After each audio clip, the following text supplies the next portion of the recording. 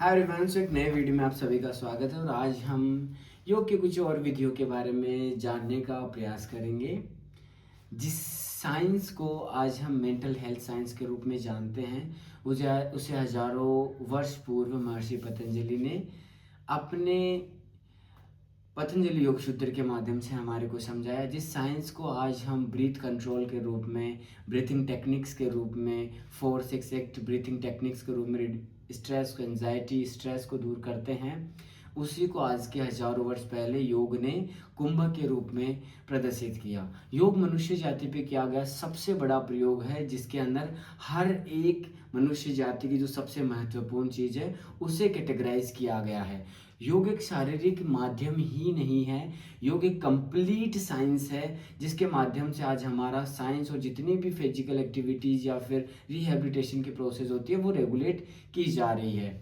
जिस cognitive behaviour therapy का आज हमारा साइंस उपयोग कर रहा है पेशेंट की रिकवरीज के लिए, उसी को हजारों वर्ष पहले चित्त प्रसाधन के उपायों के रूप में महर्षि पतंजलि ने बताया। मन, बुद्धि और चित्त, अहंकार, इन सभी को कंट्रोल करना उन्होंने बताया ताकि आपके जीवन में स्ट्रेस आए ही ना। और उसके अलावा जिन तरीकों से आज हम अटेंशन, कंसंट्रेशन को, बिंदु ध्यान, जिसे आपका साइंस सबसे ज़्यादा प्रमोट करता है कि डॉट पे आपको लगातार फोकस करना है, उसे हजारों वर्ष पहले त्राटक विद्या के रूप में योग ने प्रतिपादित किया। तो वही चीज़ें जो 2000 वर्ष पहले हमारे महर्षियों ने अपनाई और आज बस साइंस उसे बीमारियों को दूर करने के लिए उपयोग कर रहा है, लेकिन यह उसके भी कहीं बियॉन्ड है। ये एक ऐसे माध्यम थे जिसकी वजह से व्यक्ति अपने व्यवहार, आचार और अपनी हर एक चीज़ में सुधार करता था और जीवन की उन सभी चीज़ों को प्राप्त करते वो ऐशो आराम के साथ में, जब उनसे थक जाता था तो ऐसी जगह पहुंचता था जहां वो जीवन से खाली हो जाता था। उस समय वो अपने आप को जानने की ओर कदम बढ़ाता था। यही महात्मा बुद्ध के साथ हुआ, यही कबीर के साथ हुआ, यही क्राइस्ट के साथ हुआ, यही जीसस के साथ हुआ, ये लाओ त्सो के साथ हुआ। ये हजारों ऐसे साधक थे जिनके साथ सेम गतिविधियां हुई। वो अपने जीवन से भर चुके थे, उनको जीवन में कुछ महत्वपूर्ण या फिर जीवन के सार को जानना था, तभी वो इनका माध्यम से ही एनलाइटनमेंट की ओर गए।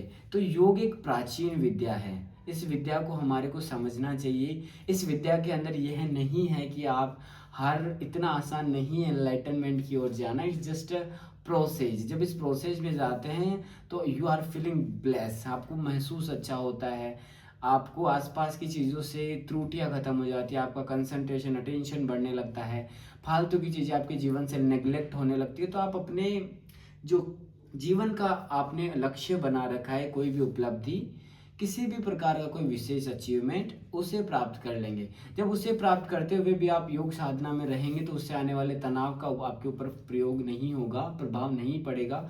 वो कार्य अपनी गतिविधि में संचरित रूप से चल रहा होगा, लेकिन आप जीवन के किन्हीं हिस्सों में आगे बढ़ चुके होंगे जहां से आप एनलाइटनमेंट की खोज की तरफ या उधर की ओर निकल सकते हो। बाकी वह सुविधाएं सुचारू रूप से बनी रहेंगी। तो ऐसा नहीं है कि आप कर्म के अंदर कुशलता नहीं ला सकते, अपने स्किल्स को डेवलप नहीं कर सकते। योग ऐसा माध्यम है जो इनको भी डेवलप करेगा। योग ऐसा माध्यम है जिस किसी भी चीज़ के साथ आपको बंधने नहीं देगा।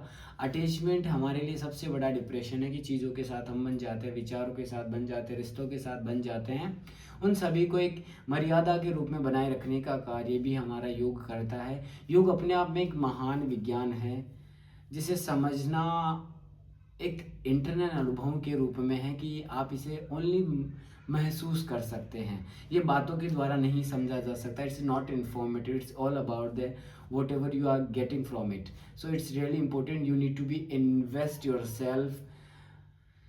तो ये कंप्लीट कहानी है योग की। माइट भी आपको बहुत सारी इन्फॉर्मेशन मिली होगी इस वीडियो के माध्यम से। अगर अच्छा लगा तो उन लोगों के साथ साझा कीजिए जो योग के बारे में कुछ भी नहीं जानते। Thank you so much.